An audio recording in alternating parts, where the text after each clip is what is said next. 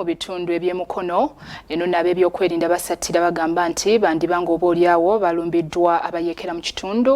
Katulabe ebikira ku ebyo. Abatwala ebyokwerinda mu kibuga Mukono basattira olw'Abagambibwa okubeera abayeekera okuzingako ekitundu kino. Omubaka wa gavumenti mu Mukono Municipality Roda Titwe alangiridde ng'ekibuga ky'e Mukono bwe kirimu abayeekera n'alagira bassentebe b'ebyalo okuwandiika abatuuze bonna ababeera mu kitundu. Ne registration mu byalo tulina ebizibu, tulina abaweekera mu Mukono. Yes, I will not keep quiet about that. Tubalina ate tulina okulwana nnyo, tetumanyi yaani. Kati kiri kuggwe chairperson okumanya ani azze mu kitundu kyo.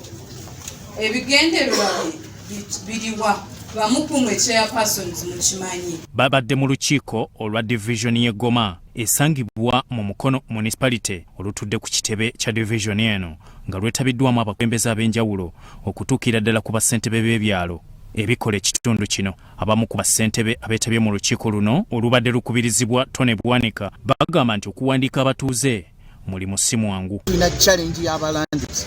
Balandlords zifa abali mu urban centers awali amayumba g'abapanguzi tebabadde cooperative gye tuli baleeta abantu tomanya wasenguse tomanya ani yayingidde omupya tebabanjudde ne tusanga obuzibu.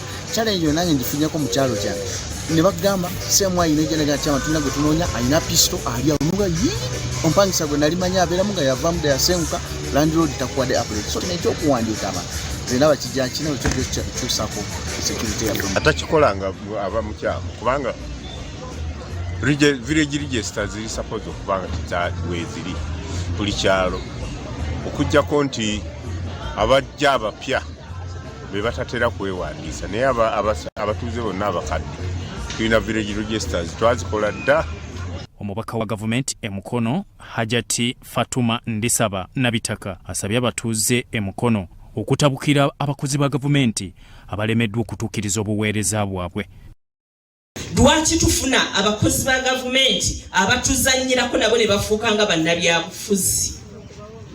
Twogera kino boogera kiri, tugamba kino bagamba kiri. At the end of the day ne babeera transferred. Ffe ne tusigala nga tuli mu bbanga, ssente nga zigenze. Mwami Elisa abalenga akaaba ebbanga lyonna.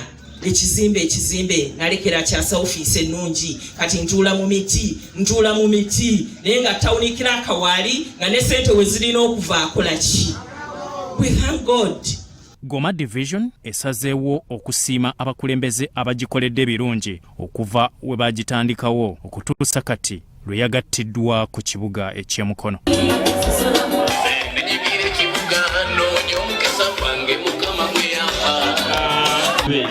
Yoyo sente basinga okukwata obudde bya Eric Yiga, Sorot TV, Omunyo.